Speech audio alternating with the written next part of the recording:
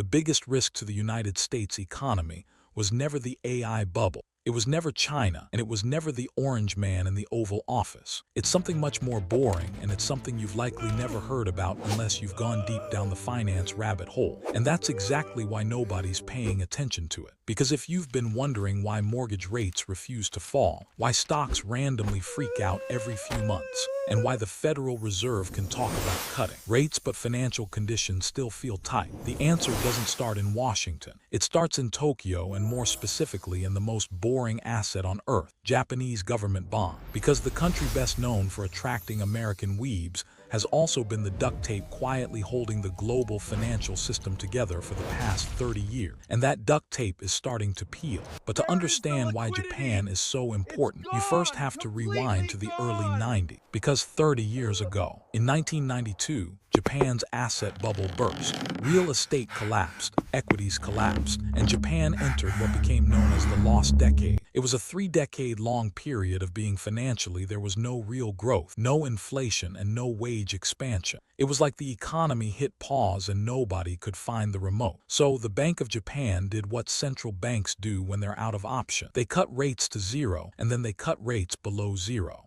And then when that wasn't enough, they introduced something called yield curve control, which sounds like a Marvel villain, but actually just means we're going to cap long-term bond yields whether the market likes it or not. Basically, the Japanese government superglued interest rates to the floor. So for decades, Japanese government bonds yielded pretty much nothing. And that created massive problems for Japanese investors. Because imagine you're a Japanese life, you're a pension fund, or even a bank. You have $1 billion investment portfolio and your domestic government bonds are paying you 0%. This pretty much leaves you with two choices. 1, accept no return on your cash, or 2, go shopping overseas. And they chose option 2. So Japan entered a multi-decade-long global shopping spree that led them to become the largest foreign holder of U.S. Treasury, one of the largest buyers of U.S. mortgage-backed security, and the world's largest net creditor nation, which is just the formal way of saying Japan became the world's ATM.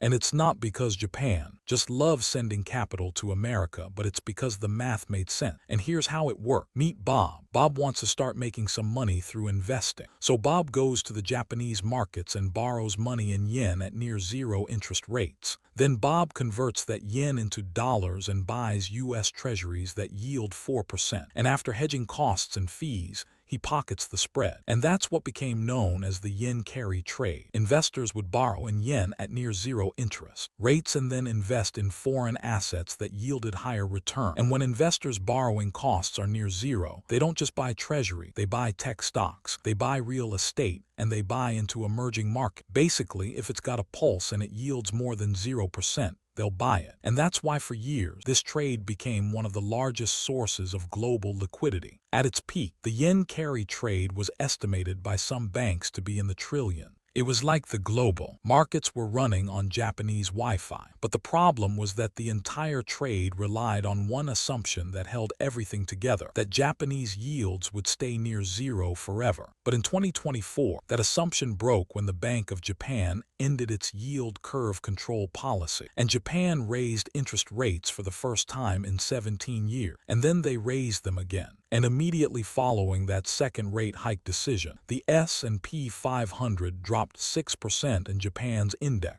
The Nikkei 225 plummeted over 12% in a single day, marking its worst drop since 1987. It was a clear signal that markets were officially spooked, because when Japanese yields rise, two things happen. 1, borrowing in yen becomes more expensive, and 2, hedging currency risk becomes more expensive too. And suddenly, the free money trade isn't so free anymore. And that 4% U.S. Treasury Bob was looking at doesn't look so good anymore. And this was the beginning of the end for the yen carry trade, because now the math had flipped and the trade was no longer a no-brainer. And when the math flips, the capital flows flipped too. And the money that flowed out of Japan for decades was starting to return home. And this is what's called repatriation. And it's one of the biggest threats in global markets today, because investors are starting to realize the uncomfortable truth. The cheapest source of global liquidity for the past 30 years is no longer cheap. But here's why it actually matters. Because for decades, Japan wasn't just some random buyer of U.S. debt. They were one of the most consistent price-insensitive buyers buyers of long-term treasuries. And the yields on those long-term treasuries, well, they aren't set by Jerome Powell. The Federal Reserve controls short-term rates. But the 10-year, 20-year, and 30-year, well, those yields are largely determined by supply and demand. And the problem is everyone's staring at the wrong lever. And here's legendary investor and founder of the world's largest hedge fund, Ray Dalio, to explain it. Watch the bond market. The bond market is the basis. It's the backbone of all markets. It is the risk-free, meaning default-free, probably default-free